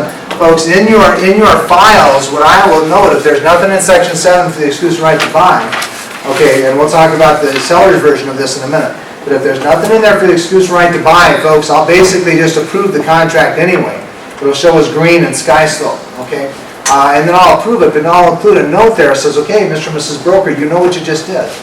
Okay, should the buyer violate this contract by holdover? Should they violate the contract outright? There's nothing to enforce then. Okay. Oh, by the way, folks, would you agree, even if the buyer said, I will not pay? Everybody get that? Even if the buyer punched the box says, I will not pay, and they violated the contract, would you agree, they can still then be sued for your commission? Right? All they said was, in punching I will not pay, is in the pursuit of an actual transaction, right? Okay, folks, in the pursuit of an actual transaction, they will not pay you. Okay, fine, I got that. But if they violate the contract, they're on the hook for that commission. That's a commission that you otherwise would have had if they hadn't violated it. Violated it through holdover, or violated it outright. Okay? So usually how many? So use it anyway. Huh? Usually how many days you put in there? How many days? Uh-huh. For what, the holdover? Holdover. Folks, how many days do you put in for a holdover? I'll just ask you. 180. 180? 90?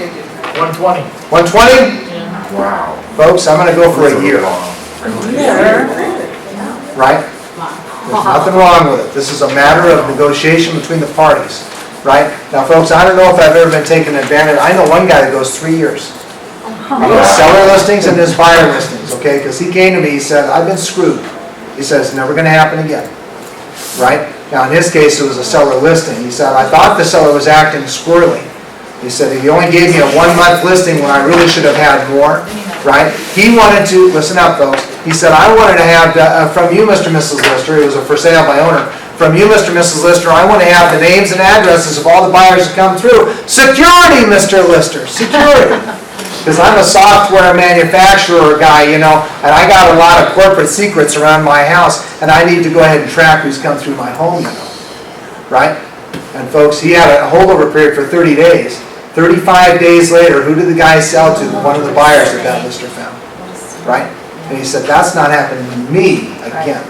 Forget it. So he does a 3-year, now folks, I can't quite see 3 years, but I'll go about a year, right? I have no problem with that. How do you get a buyer's name? Because you only know the agent's name. How do you get, oh, he said, that was a requirement of the listing, that he submit the buyer's name to. Okay, that was a requirement of the listing. That's how the seller got it. But normally, we don't have to do that. Normally, you would not do that, folks. So- Normally, look up here a minute. Normally, the holdover period comes into effect, folks, and this is where it really came from, right? The seller and the listing broker have the property listed. Buyer comes along innocently writing an offer, right? Okay, do you have to present that offer? Everybody go like this, right? Okay, now, when you present that offer, does that, more or less likely, does that buyer have the contact information of the buyer?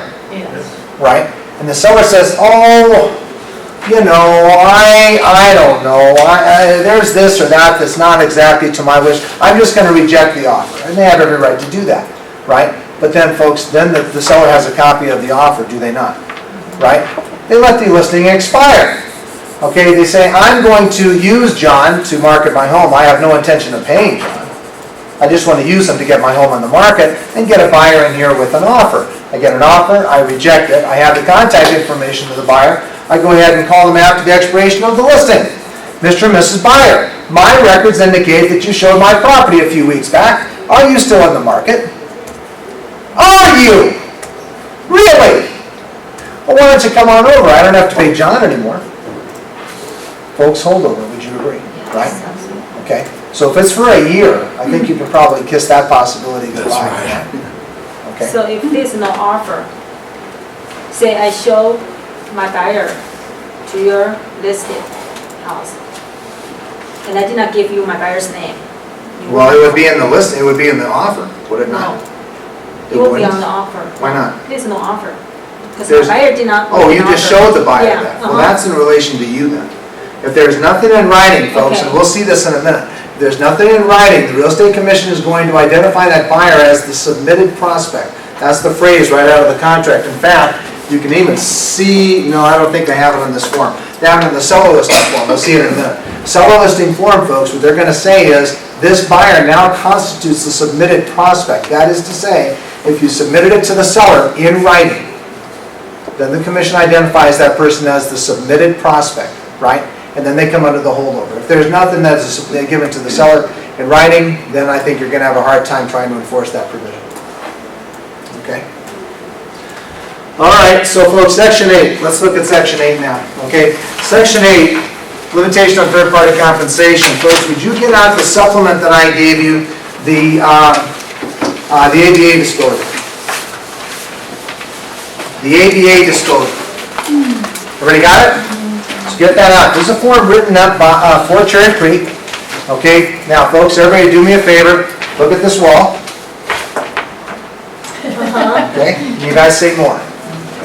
Cherry Creek is affiliated with SkyStar Mortgage, and that's fine. But folks, by the way, okay, brokers get the idea, this is suspect, or this is wrong, this is evil somehow, right? Okay, you expect Darth Vader to come in and, you know, right? Yeah. Okay, folks, there's nothing wrong with this, it's fine, right? For Cherry Creek and SkyStar to be affiliated, it's fine, it's not a problem. But, folks, would you agree? Couple things. We cannot funnel business to SkyStar, right? That's where RESPA and CFPB and the Real Estate Commission get very nervous. They say, you're funneling business only to one provider. Okay, number one, it's not very bright. Okay, folks, would you agree? We've encouraged you for months. We've been encouraging for a long time. The rule of three, what's the rule of three? Referring not one lender, not one title company, not one home warranty, not one settlement service provider, but three or four, right? Folks, the rule of three, the rule of four. This is what the commission has been putting in their continuing update courses, which I teach that too. I'll have some of those coming up, okay, for the foot end of the year. Okay, but folks, the point is, I said, we want you to give more than one to the public right now. Can SkyStar be one of those? Yes. Absolutely, no problem. Folks, okay, Dina will say this, she says, I want you to promote SkyStar because they do a good job, and you saw some of the products that they have and so forth, right? Folks, if you have relationships with other lenders, by all means, you do not have to have SkyStar on your list, you don't, right? You can use whatever lenders it is that you might want to put on your list. SkyStar does not have to be one of them. But if it is, everybody agree, disclosure has to be made, right? Okay, Mr. and Mrs. Buyer, you do not have to use SkyStar Mortgage, right? You do not have to use SkyStar Mortgage. I will work with anybody, Mr. and Mrs. Buyer, I just want to see you get the house. Everybody agree? You don't have to use SkyStar. However, if you do, okay, if you have checked them out among the other 3 or 4 that I gave you, right, and you decide that you want to use SkyStar Mortgage, or if they're the best mortgage company to use for a particular situation, I have to let you know a couple things, folks. Look up here. I have to let you know, right? I have to let you know that number one, Cherry Creek is going to get money, not me personally. But Cherry Creek is going to be getting money because you use SkyStar. Why? Because Dino owns both of them. Okay? No kickbacks. But they're going to make money in the natural course of doing business. You are bringing business into SkyStar, and since Dino is the owner, he's going to make money from that. Right, folks, would you agree now the buyer has the basis to go ahead and say, well, now, wait a minute. Why does this broker want me to use SkyStar? Because they're going to be the best lender for the job? Or because Dino's going to make money? I can decide on that basis if I want to use SkyStar or not, but at least they've been disclosed to. Everybody agree? Right? You disclose. You disclose. Okay?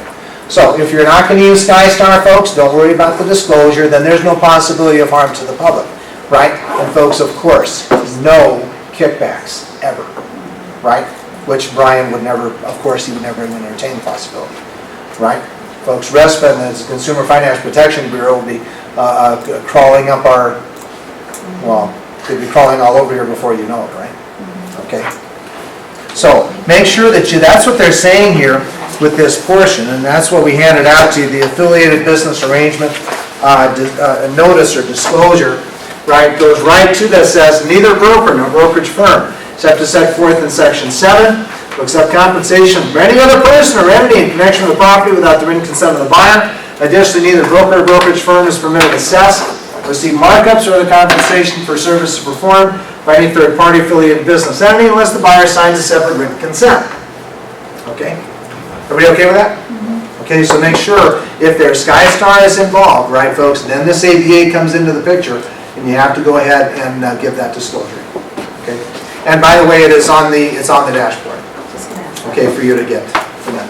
Okay. Right parties to cancel, folks, again, like I said, a lot of these things you're gonna see in the exclusive right to sell, so we're not gonna go over it again, right? So you'll see them, we'll just reference them very quick when we get there, but folks, this is fairly new.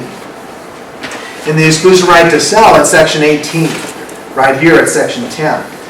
You do have the right to cancel.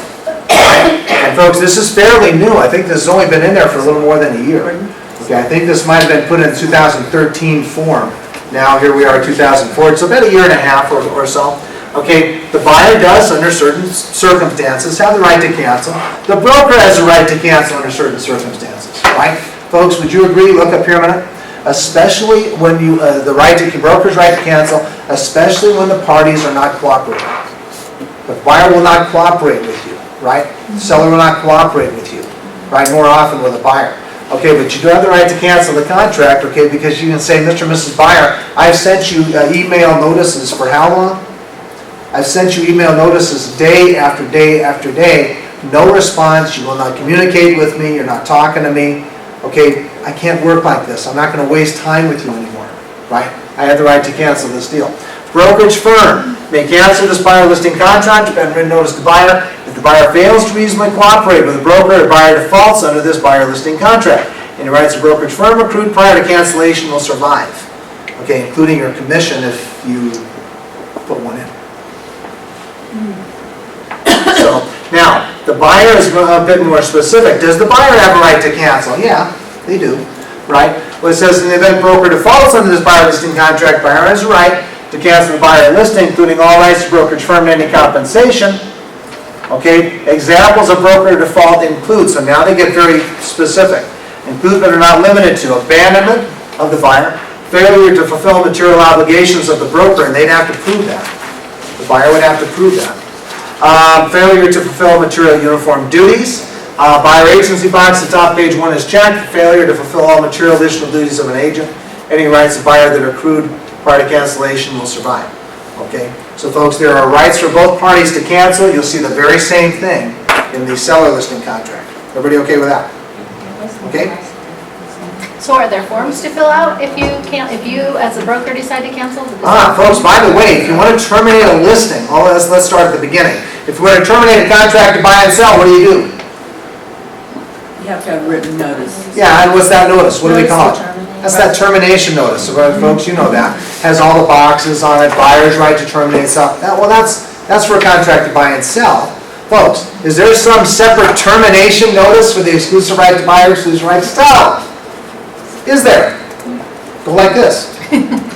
Folks, there isn't one. There's no termination notice for a listing agreement, right? So if you want to terminate it, okay, I suggest, since there's no form, I suggest, and who knows, maybe they'll come up with one, right? It wouldn't be that difficult, I don't think, to come up with.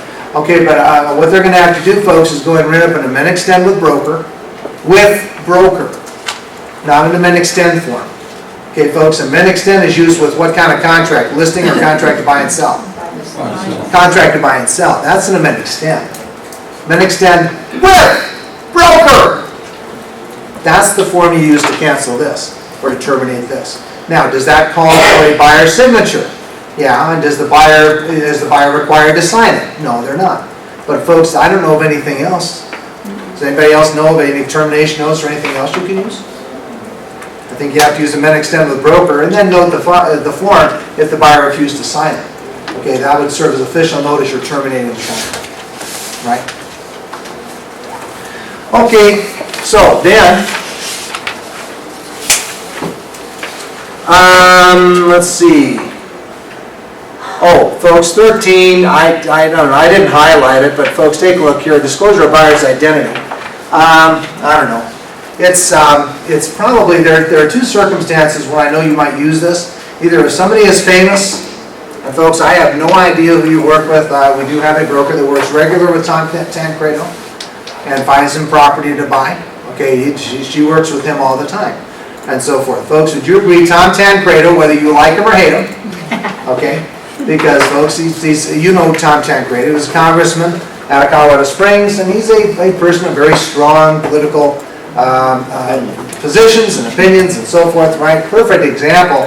Okay, folks, would you agree? He may put in here under 13, I do not give the broker the permission to disclose my identity to third parties without prior written consent of the buyer.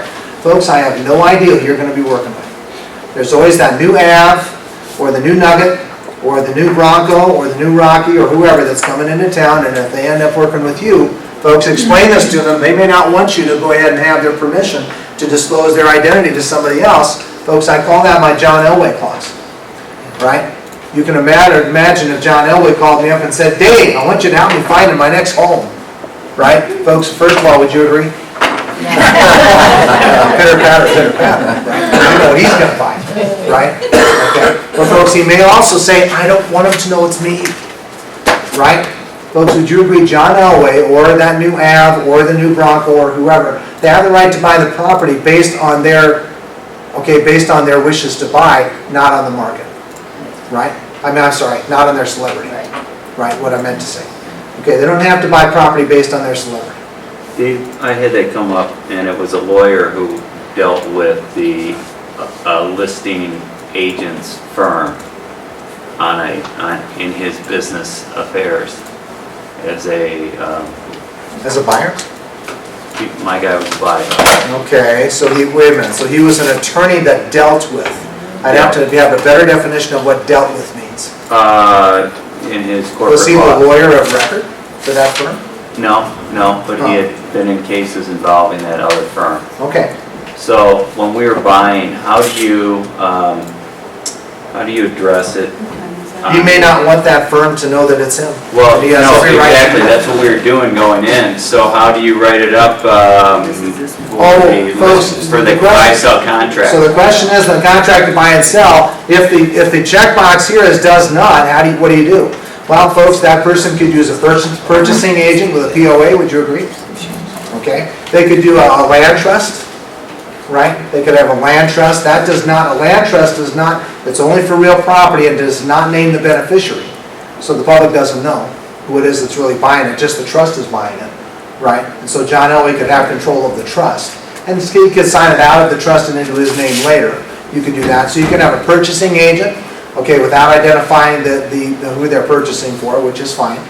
You can have a land trust. Any of those. But as you're all looking at properties and you say, let's put an offer in on that property, you're not gonna go get a land trust set up. No, you'd have to have it set up ahead of time, but it's Yeah. not difficult to do. You just have to have the proper paperwork between the trustor, the How buyer, about and the trustee. how about in Cherry Creek property in my name or something? With the option to transfer upon acceptance. That's probably what the trust would say, but that's not what the contract will say. Yeah. Contract would not name the beneficiary. So, Yeah. all right. Can I ask you a question? Yeah. Not about that.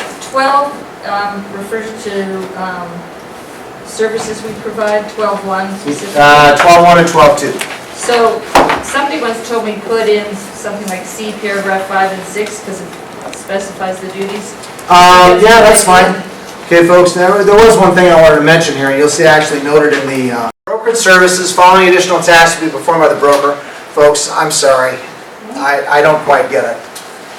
This was not something that I would have put in the contract. Okay, I think you can put stuff in additional provisions for this. But they made it a separate section of the contract. It's fine, there's nothing wrong with it, it's just, I think it's kind of superfluous. Okay, what you're saying in this brokerage services section is there's added extra stuff that you're going to do to find that buyer a home, or added extra stuff that you're going to do to find the seller that buyer. Skywriting? Right?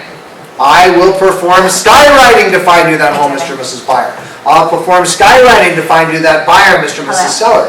So you'll find the same thing in the exclusive right to sell. Okay? So, folks, you go ahead and have that and put that in there, but then would you agree, folks, whatever you want to put in there, great, but do it. Then you have to do it, right? Too often, and I've gotten calls from sellers, mostly sellers, right, that go ahead and say, yeah, Dave, he said he was going to do all this stuff, put it on these different websites, he said he was going to hold open house every other weekend, he said he was going to have these flyers, he said he was going to do all that, and he didn't do it. Right? Folks, you breached the contract. Okay, you put skywriting in there, fine, no problem, but then do it. Everybody agree? Right? You got to make sure it's done. Okay. Back to trust. I'm sorry. In other words, you can't just build this up with a bunch of fluff to get the listing, because that's going to be the charge. Right? Can you just put Yeah, that? Real Estate Commission. Okay, Dave put up all this stuff in section 12, he didn't do it, he just wanted to get my listing. That's not gonna go over well. I'm sorry, go ahead. Back to buying to go into a trust. If you buy to put something into a trust, then is there ever a point that you have ownership of it? Of course, you sign it out of the trust with a trustee's deed. Right, but if you buy it and it goes right into a trust, you never have ownership. You may be The a trust has trustee. ownership, The trust- but you have control The of the trust. trust has ownership, Yeah. and you may be one of the But you have trustees. control of the trust. Who else has control of it is the next question. You said never put NA, but on 12.2, do you just leave it blank, or would you put NA? Okay, well, folks, 12.2 says showing properties, and I was gonna mention this quick too. Says buyer acknowledges brokers explain possible methods used by listing brokers. Sellers show properties and limitations of buyer broker. Being able to access properties, do such methods. Brokers' limitations on accessing properties are as follows, right, folks? Now, I wrote up there CP 28. You might want to note that there too. CP 28, you can get it online, you don't have to buy the manual to see this. But folks, I would suggest that you read it. What basically CP 28 says, if there's any limitations on your part that you're imposing on the buyer, right, you have to note them here. The buyer has to be informed of that, right? Now, where did that come from? That originally came from the whole debate over the electronic lockbox, right? Now, folks, I saw this guy from Perry and Butler on the news the other day saying, I can't believe we don't use the electronic lockbox. And we're dinosaurs in Colorado. We don't use the electronic, it's preposterous. And he was all playing himself up as the big advocate of electronic lockboxes. Folks, I'm sorry, I don't get it. I guess I'm the dinosaur then, because I don't see, have you ever tried to break into a dial lockbox, a combination lockbox, if you didn't have the combination? Have you ever tried? Well, break a window. Just go in. It's faster. Right? It's way faster than trying to break into the lockbox. I know the danger they're talking about. The lockbox, they're saying, well, Dave, if you have the combination, you can just go back in and in and in and in and in. I understand, right? But folks, would you agree there's a remedy for that does not cost $179? These electronic lockboxes are expensive, right? And so forth. You're not required to use them. You're not required not to use them. But folks, whatever access that you provide the property, you'll see the same thing in this lose right to sell. Whatever access you provide, right, or any other limitations. Mr. and Mrs. Buyer, I've got a part-time job, and that's fine, by the way, folks. Okay, we take all brokers. If you're working something, whatever, fine. I started that way. I started in the business that way, right? I used to work at Continental, back at the old Stapleton, right? I was working part-time Continental, and then I worked full-time real estate, or as full-time as I could get.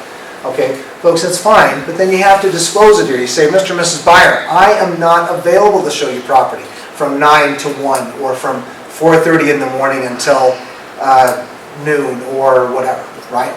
Okay, limitations that you are imposing on the buyer's purchase, right? And it's the very same thing with the seller side and the electronic lockbox. Folks, you can imagine, if I was the one holdout, right? You are all the brokers in Colorado, and I was the one holdout. I said, I will not use the electronic lockbox. Won't use it, not going to deal with it. And folks, all of you subscribe to the electronic lockbox. Don't you think I'd have to go back to the seller and say, Mr. and Mrs. Seller, your showings are going to be truncated because you use me? Everybody agree? Turn it around. Say I was the one person that used the electronic lockbox and none of the rest of you did. Don't you think I'd have to go back to the seller and say, Mr. and Mrs. Seller, because I use the electronic lockbox, right? Okay, and nobody else does, and that's the only method that I will accept. Okay, I've got to have the electronic lockbox for people to get into your home. Folks, would you agree? I'd have to tell the seller, you're not going to get a lot of showings. Not because your home isn't desired, but because of my chosen form of access. Right? Folks, everybody agree? Limitations on what you can do with the public. That goes here. Right? You'll see the same thing in the seller listing contract. Okay, folks, there's many other things we can talk about. I think that is it. Oh, there is one other thing. Two other things. Megan's Law, folks, okay, make sure that you are not, make sure you're not looking up for the buyer, Megan's Law. Okay? Make sure you're not looking up for the buyer about Megan's Law and where sex predators are. Right? This is the sexual predator registry.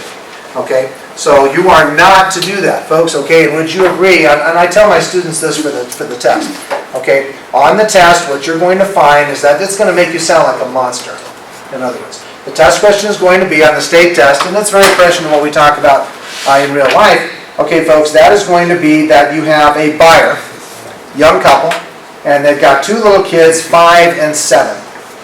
Okay, and there is a sex predator in the neighborhood because you checked it, saw it on a website. Okay, and there's a sex, do you tell them? Do you tell the buyer that the sex predator is in the neighborhood? No. Folks, you do not. And of course, I tell my students in pre-license, I go ahead and say, well, you see where they're leading you down, right? They're leading you down the path that says, how could you do this? How could you not tell your buyer that this is, and they try and help the student get the question wrong, right? Folks, you don't discuss it. Why? Why don't you inform the buyer of this? Aren't you, you're just trying to keep the kids safe, aren't you? Folks, why don't you tell the public about Megan's Law? It's not material to the house. It's material to the buyer, I can probably, it's not material to the house though, that's true. But why else? Nobody? Privacy? Not private, what, privacy of the sex predator? They give up that privacy when they become a sex predator. That's not a bad On thought. the list already. I don't blame you for the With their thought. picture. Yeah, sometimes they're on the website with their picture. They give up that right per that thing, that's, you know, yeah. Okay, folks. It's the buyer's responsibility to find that out. It's the buyer's responsibility, and I agree, but why? Folks, you could be wrong. You could be wrong, right? Okay, what if you go ahead and disclose a buyer? I saw it on the website, Mr. and Mrs. Buyer, you know, and this house down here, you see that one? Third from the left there? Third from the corner? There's a sex predator that lives there, you know? Right? And then the seller finds out about it later. She said, what? You told the buyer what? You don't know this neighborhood. That guy moved out like 3 years ago. He didn't re-record, of course. He didn't re-register, folks. Would you agree? The last known address of that guy was that house. Okay? Seller says, fine, I'll just sue you. You just squelched my deal on the basis and stigmatized my property on the basis of false information. Folks, you don't do this. Okay? Don't discuss it. The buyer can do their own research, their own thinking. Would you agree? Everybody agree? Have you ever looked those up? There's not a neighborhood that doesn't. There's not a neighborhood that doesn't have it, right?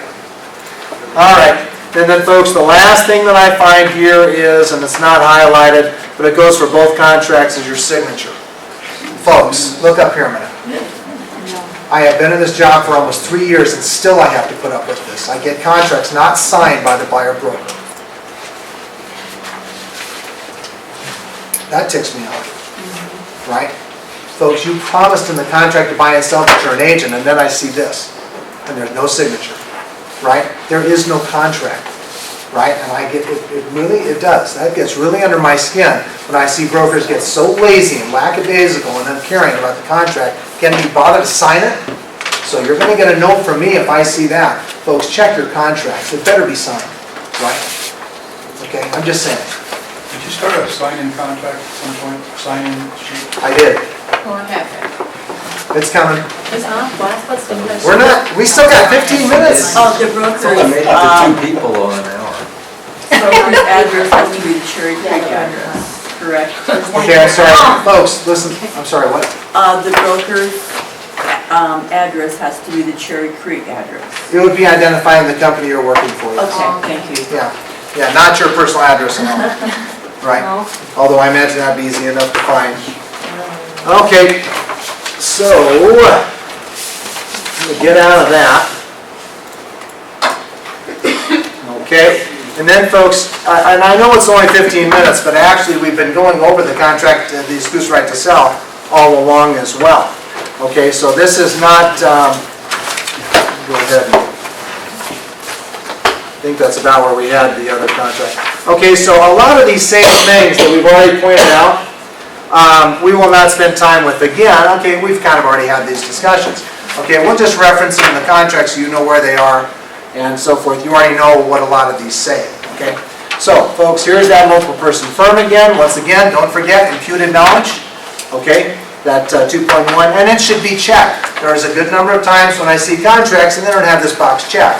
Right, neither one of these are checked, okay? Yeah, so that can't happen either. We gotta make sure your boxes are checked, okay? Once again, folks, under property, no NA, okay? Yeah, if you can't do this with a buyer listing, you can't do it with a seller listing, okay? You're not to have NA here, for goodness sake, right? Get in a proper legal description, proper street address for the property that you're listing. If you wouldn't do it for a seller, then certainly you wouldn't do it for a buyer and vice versa. Right? Once again, listing period, right? Folks, have a definite beginning, definite ending dates, no NAs. Okay? And then we already talked about seller agency unless, folks, again, the question always comes up with my students, okay, where they say, well, Dave, what if I've got a buyer agency and I already have a seller agency and buyer wants to buy that listing? Well, that's what they made this for. Folks, seller agency unless, buyer agency unless. Would you agree on every contract if you have this punched and if the buyer will agree, and they usually do? Okay, folks, look up here a minute. Has anybody had a buyer or a seller who said, no, I want you to be an agent, I won't allow this to be punched? Has anybody ever had that? And I'm not saying it's impossible, but folks, by and large, people don't really care. They're like, oh, okay, as long as you explain it to them, as long as they know what's in it. Okay. Okay, folks, this is a little different that you see here. 525. Facts or suspicions regarding circumstances psychologically impacting or stigmatizing the real property. Okay, folks, what is a psychological impact? Suicide in the property. Suicide, murder, ghosts, possibly, right? Folks, I've seen cases where the plaintiff was actually able to prove paranormal activity. This happened in Indiana. Yeah, they proved it to the satisfaction of the judge. This was in Indiana. That there was paranormal activity and that the seller must have known what was going on. The broker or the judge reversed the sale. They reversed the sale, said, Mr. and Mrs. Seller, you got to pay back with interest the money back to the buyer. They did. Yeah, but then folks, they'd have to prove, then that stopped being psychological and became what? Material. Basically is what the judge said that was. So, at any rate. There's an app for that. Yeah, really, there's an app for that. Okay, so folks, would you agree, murder, suicide? Okay, now, why, and it says right here under 525, by the way, this is under that portion of the contract says you shall not disclose. Okay, now beyond the obvious, folks, it's in the law that way. Okay, folks, why don't you disclose this? California, you are required to. California, folks, that's a material fact. You disclose it to every buyer if there's psychological impact. Why don't you disclose it in Colorado then? Stigmatized. Yeah, stigmatize the property, but We could be wrong again, like we were on the you other could be one. wrong. That's possible, right? Colorado. Could be the law. Say that again. It's an opinion, not material. Right, folks? Let's try this out. Look up here a minute. Okay, so I'm going to sell you a property, right? And I want you to take, this is a beautiful property, right? In a $300,000 to $400,000 neighborhood. Brand new everything. Some of you have heard this before. Brand new everything. Brand new countertops, brand new carpet, paint, heavy tile roof, everything. Beautiful, brand new, right? Marble countertops and everything else, okay? New cabinets, okay? And I'm going to sell it to you for 5% below market in an active market. Would you buy that property? Seems like it. Sure, why not, right? Okay, now, folks, okay, so everybody's on board, right? Do I hear a no vote? Everybody would buy that property. Everybody agree? You wouldn't buy it? 5% below market, a brand new property? Well, I'd have lots of questions before I did buy it. Why? Well, there's other different reasons as far as that goes, but you're telling me that you wouldn't buy it, wouldn't even be interested? Well, I'd be interested, but Oh, I'd be okay. really suspicious. So I'm gonna mark you down as a yes, okay? You wanna check it. That's why I have inspections for, okay? John, would you agree? You're gonna, Would I agree that I'd be interested? Yes. okay, all right. So I guess I should ask it that way, whatever. Okay, now, folks, okay, same property, all brand new, beautiful property, right? Everything is brand new, but you hear, okay, and you're interested, but you hear, folks, that an old woman, 95 years old, after a long, successful, wonderful life, passed away gently in her sleep in the upstairs bedroom 35 years ago. Would you still be interested in the property, with it in the condition that I mentioned? Yes. Everybody okay with that? Okay, so folks, somebody died there, would you agree? Yes. And yet you all said that you were still interested. Okay, now, 2 months ago, there was a triple murder suicide that happened in the basement. They cleaned it up. It's all been repainted. You wanna buy the property now? No. I can't understand this. I see some of you shaking your heads. You've changed your minds somehow, right? Folks, this is how Colorado sees it. It's your opinion, right? In other words, you notice what happened. All of you were on board until I said it that way, right? Now you're like, right? You're like, I don't want to have anything to do with that property. But folks, the judge would say, that's all in your head. Okay? That's Mr. and correct. Mrs. Byer, you can judge this for yourself. So folks, you don't disclose this to the public because everybody's reaction will be different. Why do you disclose material facts? Because everybody's reaction will be the same. Nobody wants to buy the property with bad roof, bad plumbing, bad furnace, bad whatever, right? They want those things to be fixed. Everybody's reaction is the same then. Folks, that's a material fact. I disagree with California. They say disclose it as a material fact. Every person can go ahead and judge that for themselves. So folks, let them figure it out again. Just like Megan's Law, right? Let the public figure that out. Say, folks, Google is a wonderful thing. Would you agree? Mr. and Mrs. Byer, do your own research. Do your own thinking, right? Okay? Yeah. All right, so then, folks, here it is again, and here's your sales commission. And what I wanted to mention here, very simple, folks, something to be looking out for, and this is what I find. I don't know if any of you can read this, but folks, that top line 711, okay, can anybody read that? What does it say? 2.8, and then what does the buyer's agents and transaction broker commission say? 2.8, right? Now, does anybody want to chuckle and say, oh, Dave, come on, you don't really see this? There's really not a week that goes by. Okay, fine, maybe a week, right? Folks, maybe I see it every other week, but I see it on a regular basis. What did the broker just promise filling out the compensation section this way? He's giving all his money. He said, I'll work for free, right? I'm sorry I don't have a laser pointer, but folks, here, that sales commission up top, 711, that's the overall commission, would you agree? That is the overall of what you're going to get paid. That's where you would expect to see something like 5% or 5.5 or 5.25 or 6% or whatever it is you're going to be charging, right? From that amount, you pay the 2.8. But often I see this.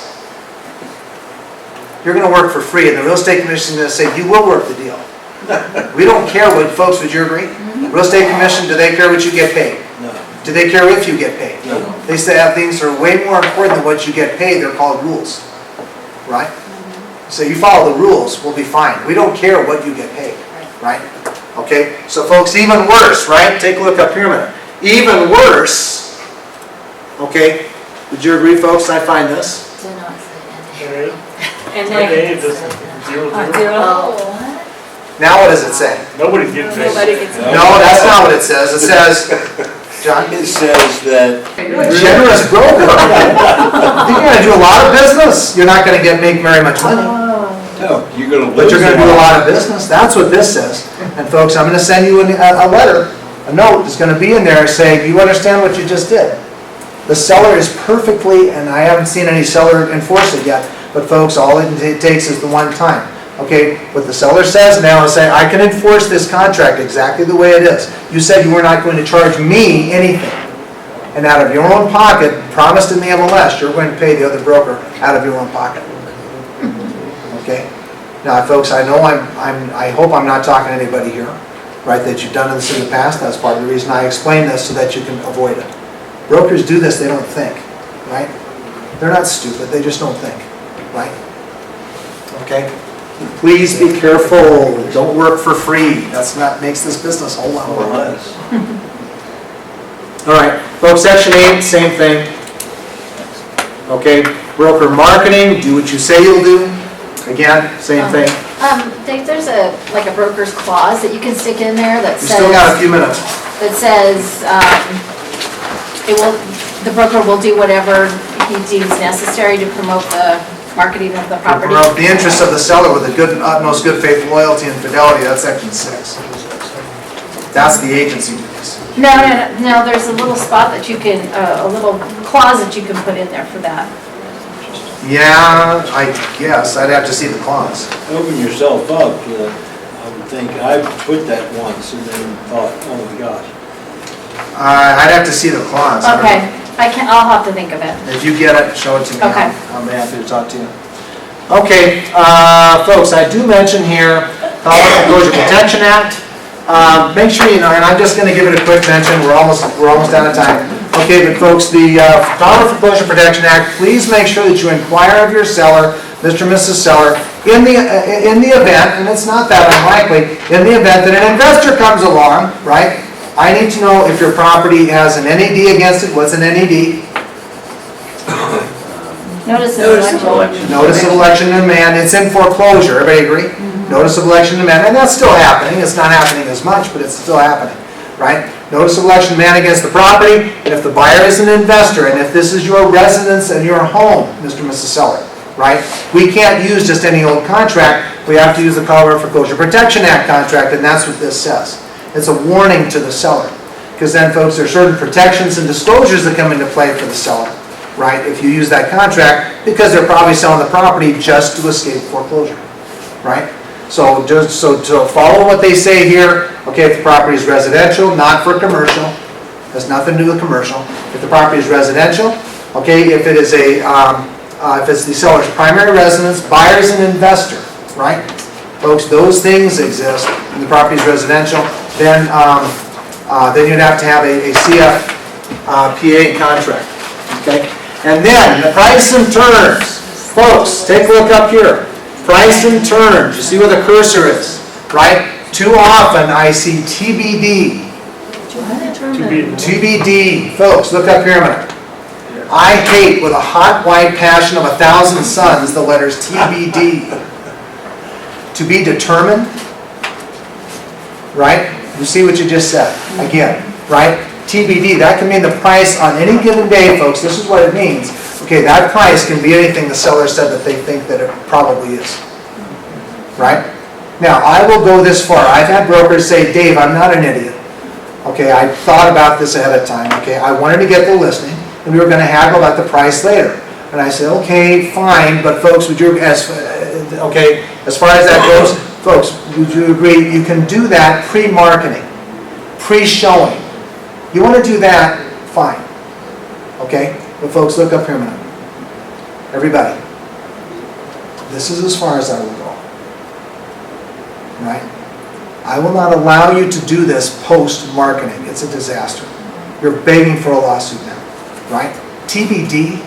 After you've marketed the property, can you imagine what the seller could say against you? Okay, you're marketing the property not for me, but for you. You're the one that stuck that price in the MLS, not me. If it says TBD, post-marketing, post-showing, oh, God, folks, you're killing me, right? As far as I will go is to say TBD, pre-marketing, not post. As soon as you start marketing the property, that has to have a number on it, okay? I can't see this enough. All right. Inclusions and exclusions, folks, make sure that you are very specific. My note here says be specific, and I like the phrase now in place and in use. I've got 1 minute left. Now in place and in use. Now in place and in use. Folks, I like that phrase because it gets very specific here in the seller listing contract, and that forces you to be specific in the contract to buy and sell. Okay, now you, of course, you are the one that has to be consistent. But if there's any personal property that is included, refrigerator, stove, and so forth, right, folks? Be specific. Use the phrase now in place and in use. Okay, in other words, the refrigerator. But there's 2 refrigerators. There's one in the basement, there's one upstairs, right? Refrigerator. Now in place and use in the basement, right? Now in place and use in the garage. Now in place and use in the den. Now in place and use in the kitchen, whatever, right? That's a nice phrase because it narrows it down exactly what refrigerator, appliance, or whatever inclusion that the seller really wants. And that keeps them from switching it out, right? Well, that keeps them from, as far as the listing contract is concerned, folks, let me ask you, when you come contract to buy and sell, could the seller change their mind? Yeah. Sure, like this, right? But then you'd have to go back and amend this to reflect that. Okay, it should be consistent.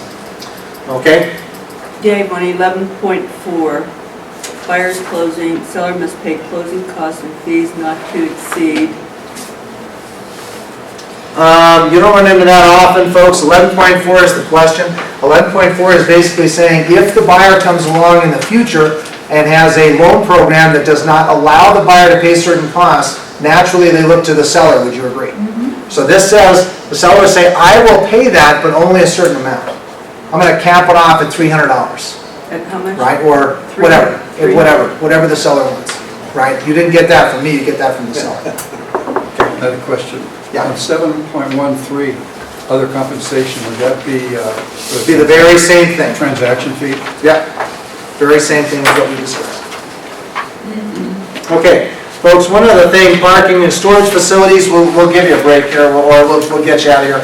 Parking and storage facilities, make sure that you nail down, and we have had real cases on this, okay, make sure you nail down if this is use only or ownership.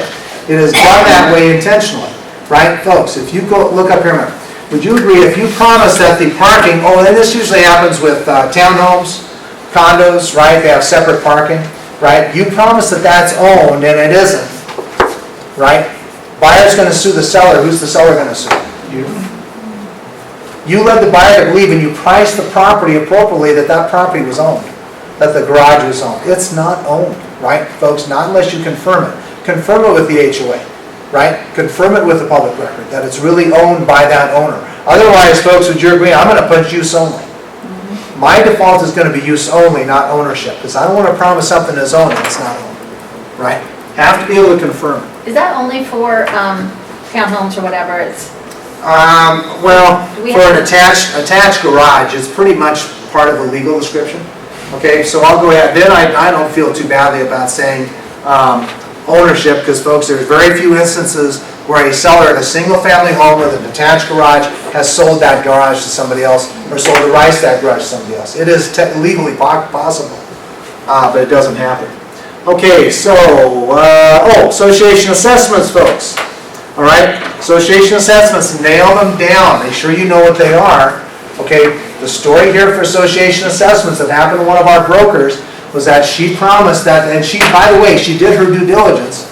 The HOA was very sloppy, they would not communicate with her. And this is why the state is looking at licensing for HOAs. Okay, because HOAs, they're harming the public, folks, they're harming the public all the time, right? I like to say that the homeowners Nazi association in some of these cases, because they just, man, I tell you, they run roughshod over the public. Case here was where this lady had the seller had they had a HOA due of $265. Those were the HOA dues, and she went ahead and put in there $265 per, right? Later on found out that 60 of that $265 was really paying a special assessment, right? Contract to buy and sell came in, and the lister thought nothing of it. They'd sell that all the time. They thought there's no special assessments against property. Contract to buy and sell came in and said seller will pay the special assessments, right? So the seller thought that was part of their regular payment anyway, the $265. They weren't. They were making payments on it. Folks, that special assessment was $8,000. And the seller said they were going to pay it. The seller said, I didn't know that, right? And so the broker ended up eating it. Okay? Folks, it's your money, right? So be careful with that. Nail it down, right? Also pay attention to possession. The seller says they need more possession. Time after closing, right? You have to disclose this, of course, in the contract to buy and sell. Last thing then, folks, because we are out of time, last thing, carbon monoxide alarms. I can stretch this a little bit because we had the presentation at the beginning. If I'm supposed to have 2 hours, I'll take 2 hours. Okay, but folks, carbon monoxide alarms, okay, do keep it in mind. I am getting a contract to buy and sell that shows up, and listing contracts that show up without this box punched. All right, in your listing contract, folks, there is a box that is punched. Goes right to carbon monoxide, and you all know the law, or you should. Let me go back to where the box is punched. Right? Folks, here it is. Now, I know it's kind of weird here, but that's the box. You punch that box, and carbon monoxide alarms then will be included. You're letting the seller know, and also with that separate paragraph, Mr. and Mrs. Seller, okay, if this property has any way that carbon monoxide can be introduced in this environment, and there's any bedrooms, right, you have to have a working carbon monoxide detector. By the way, folks, before the property is even shown for sale, you have to have it in there within 15 feet of any bedroom doorway, right? And I've seen contracts to buy and sell don't have this box punched. Listing contracts don't have this box punched. Okay? Folks, if you have any other questions, I'll stick around, but we are out of time now. Okay, so hopefully everybody signed in, so you get credit for the class. But thanks for coming, and we'll talk to you soon.